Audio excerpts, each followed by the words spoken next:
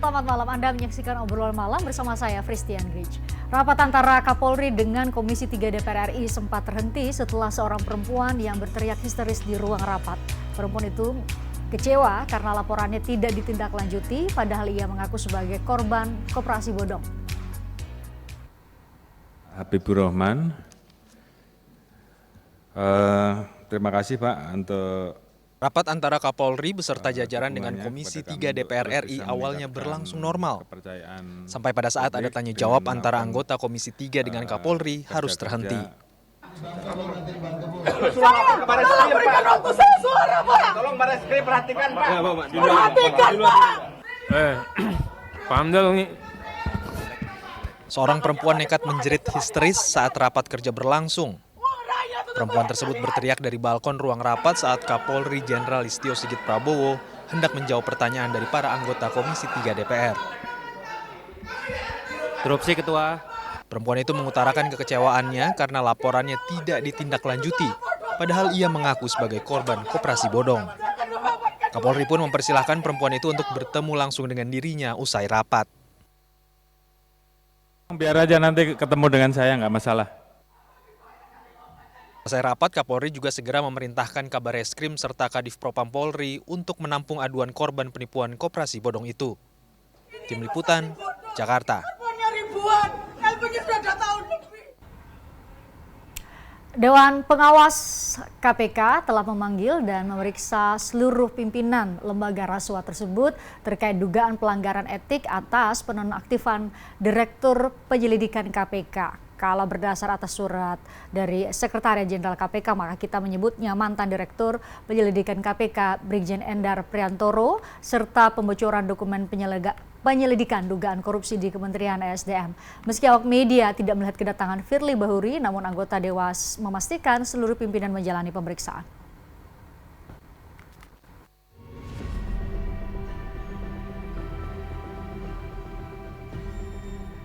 Pagi sejumlah pimpinan KPK penuhi panggilan Dewan Pengawas untuk diperiksa terkait dugaan pelanggaran etik atas penonaktifan Direktur Penyelidikan KPK Brigjen Endar Priantoro serta pembocoran dokumen penyelidikan dugaan korupsi di Kementerian ESDM.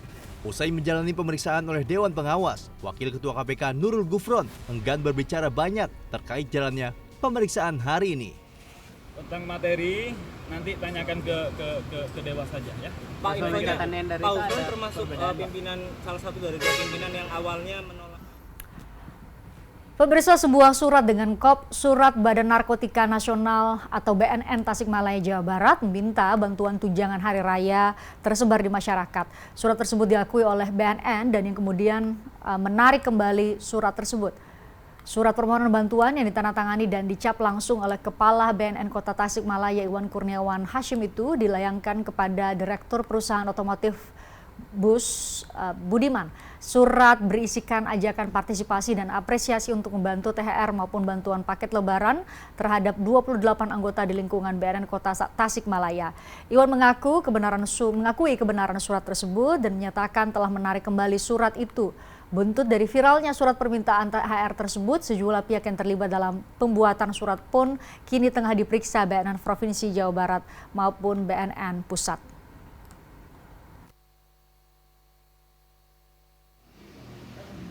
Tujuannya kan sebenarnya untuk memberikan tambahan aja untuk THR-nya anggota itu. Itu udah bentuk barang, bukan ini sembako atau apa. Gitu. Tapi mohon maaf ini memang salah, saya tidak. Ini kesalahan saya gitu, begitu untuk dimaklumi ya. Siap. Karena saya tidak menyadari menjadi seperti ini. Gitu. Terima kasih. Tapi surat itu sudah ditarik. Sudah dicatat dan ini tidak ada kemana-mana, cuma satu ini juga. Yang bersangkutan sedang menjalani pemeriksaan sudah lebih dari 1 hari dari pemeriksaan. Pak. Nanti hasil tentu saja ini etika, masalah etika. Nanti ada komisi etika yang akan memutuskan jenis hukuman. Yang jelas jenis hukuman etika itu paling ringan meminta maaf, paling berat adalah di PTDH. Itu aja. Nanti antara itu, nanti hukumannya apakah copot dan lain-lain itu menjadi putusan dari kode etik. Suratnya sudah diakui keabsahannya, diakui kebenarannya. Lantas apakah ini satu secara aturan ini dibenarkan atau mutlak salah? Dan yang kedua, apakah ini memang bisa dikategorikan sebagai pungutan liar dari sebuah lembaga yang tidak seharusnya melakukan hal demikian? Saya ajak Anda ngobrol dengan pengamat atau pakar kebijakan publik yang sudah bergabung secara virtual. Berpikir aja sih sebenarnya hanya untuk anggota tadinya kan gitu ya. Tapi itu udah saya tarik gitu. Sudah dicabut.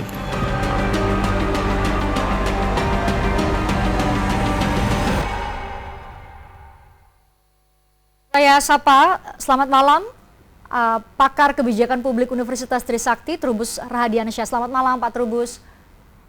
Malam Mbak. Ya, Pak Trubus terima kasih sudah bergabung. Pak Trubus, secara kita harus jelaskan dulu kepada pemirsa, secara kewenangan, secara betul, tupoksi apakah tepat atau tidak tepat sebuah lembaga seperti BNN kemudian meminta-minta dalam tanda petik THR kepada pihak-pihak terkait, salah satunya adalah yang disebutkan dalam surat yaitu sebuah perusahaan yang ada di Tasikmalaya. Iya, menurut saya satu perbuatan ini secara etika jelas tidak tepat dan itu melanggar norma-norma kesusilaan, norma kesopanan dan juga tentu norma agama juga ya, di mana kemudian norma hukum tentunya yang terakhir, di mana kemudian saya melihat ini satu unsur kesengajaan yang memang kebiasaannya sudah kronis, itu sudah lama kan, selalu meminta kepada pihak lain. Dalam hal ini kalau BNN ini kan lembaga pemerintah ya, seharusnya kan sudah menganggarkan sejak awal kalau memang ada yang namanya THR gitu bagi para karyawannya. Jadi kalau misalnya berdalih bahwa ini satu kekeliruan atau kesalahan dalam melihat persoalan THR, saya rasa tidak. Ini memang selalu bentuk sebenarnya kedua selalu bentuk premanisme, ini perilaku premanisme di mana memaksa orang lain Kak yang tidak ada kaitannya sebenarnya dengan lembaga pemerintah dalam ini BNN. Yang dalam hal itu saya melihat memang lebih kepada ini Mbak, lebih kepada unsur sengaja untuk memeras ya. Jadi sebagaimana dimaksud pasal 340 itu KUHP.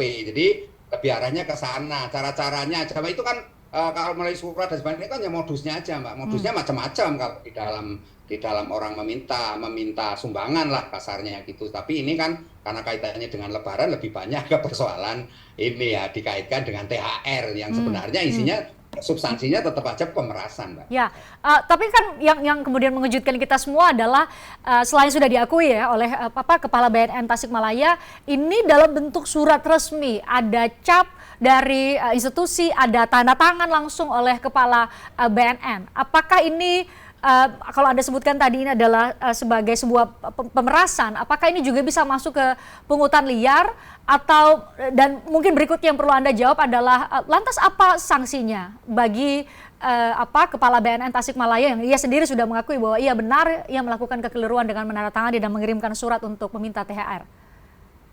Iya, menurut saya memang ini harus ada karena dia sifatnya resmi ya, berarti kan unsurnya sudah melakukan satu perencanaan yang matang kan, di mana mereka memang meminta ya istilahnya jadi pungli, kalau bahasa masyarakat atau bahasa publiknya kan pungli nih, tetapi tentu nanti dalam konteks hukum itu tentu juga masuk pungli gitu, pemerasan. Tetapi yang jelas ini memang akan membawa konsekuensi pertanggungjawaban hukum bagi mereka yang telah membuat surat seperti itu. Dalam hal ini ya konsekuensinya bisa saja harus dicopot dari jabatannya, tidak sekedar dicopot, mungkin diberikan sanksi yang lebih jauh, dalam arti mungkin saja dia tidak sekedar dicopot lah atau secara administrasi teguran saja, tapi mungkin kemudian ada pemikiran-pemikiran karena ini jabatan yang strategis, mungkin ada unsur pidananya juga Mbak, gitu. Sehingga ada pemikiran untuk jerat di kemudian hari, karena kekhawatiran kita ini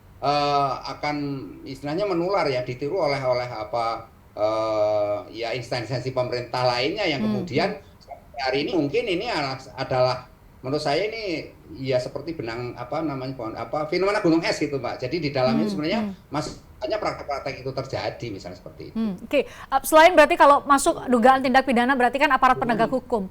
Bagi atasan langsung dari yang bersangkutan, ini kan di BNN tingkat kota ya, atasan-atasan langsung mungkin secara berjenjang ada di BNN tingkat pusat. Apa yang bisa dilakukan atau sanksi apa yang seharusnya dilakukan Pak Trubus supaya kemudian Anda katakan tadi jangan sampai ini kemudian direplikasi oleh institusi oknum-oknum di institusi lain, atau jangan-jangan seperti Anda katakan ini fenomena gunung es baru ketahuan saja di Tasikmalaya.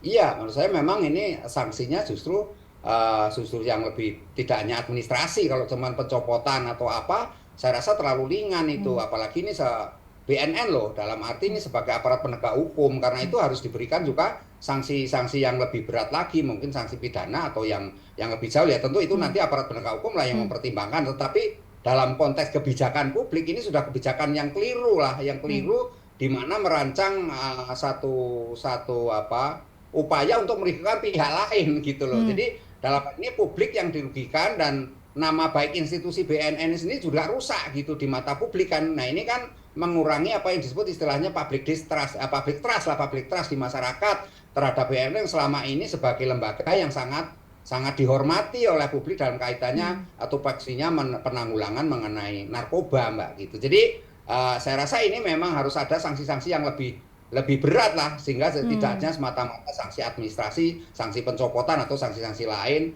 yang menurut saya akan menjadi buruk di publik karena apa? Karena publik akan melihat nanti akan menular ke tempat lain suatu saat nanti akan terulang kembali gitu loh, Mbak. Jadi ini yang harus dicegah seperti itu gitu, Mbak. Oke, jadi sanksinya sanksi administrasi menurut Anda juga harus diproses secara hukum. Pak Trubus, mungkin jadi pertanyaan publik ketika menerima dan tahu ini karena viral adalah sekecil itu gaji sebagai sekecil itu anggaran buat BNN di tingkat kota sehingga kemudian harus meminta pihak lain untuk bisa membayarkan THR, atau justru memang di BNN ini punya anggaran sendiri yang seharusnya bisa digunakan dan seharusnya itu cukup buat 28 pegawai di BNN Tasikmalaya. Seperti apa? Iya, menurut saya yang ini menjadi pembelajaran lah setidaknya bagi BNN Tasikmalaya agar di dalam merancang suatu kebijakan terkait dengan publik itu benar-benar melalui satu pertimbangan yang betul-betul matang gitu ya, dalam arti dengan komprehensif dan jelas itu sudah ada indikasi kuat bahwa itu merugikan masyarakat. Kalau kemudian karena PO ini perusahaan otobus ini kan tidak ada hubungannya sama sekali dengan BNN kan, sehingga saya rasa ini hal yang menurut saya PO bus sebagai istilahnya representasi dari publik akan merasa pihak yang dirugikan, dan barangkali ini kan dulunya sudah terjadi, bahkan sering terjadi kan. Ini bisa saja merupakan semacam penyakit kronis yang ada di masyarakat kita, orang meminta dengan cara-cara yang berbau-bau itu THR atau bau agama lah seperti itu.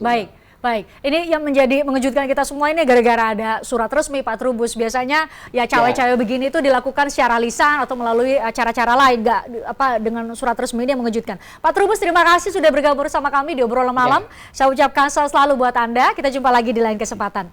Usai jeda, kami akan kembali dengan obrolan lain ini terkait dengan rancangan undang-undang perampasan aset yang hari-hari ini karena ada kasus Rafael Alun, ada kasus dugaan TPPU di lingkungan Kementerian Keuangan, maka banyak pihak yang mendorong agar RUU perampasan aset ini segera untuk disahkan. Tapi dalam sidang atau rapat paripurna hari ini ternyata tidak masuk agenda. Lantas siapa kira-kira yang bertanggung jawab atau yang bisa mendorong? Pak Jokowi sudah memesan harus segera dirampungkan RUU ini. Tapi terganjal di mana sih kira-kira? Usai jeda kami obrolkan terkait hal ini. Tertarik dengan diskusi saya dengan para narasumber? Saksikan obrolan malam dengan topik-topik menarik lainnya. Jangan lupa subscribe ya channel YouTube Berita 1. Like, komen, dan share video ini ya. Terima kasih.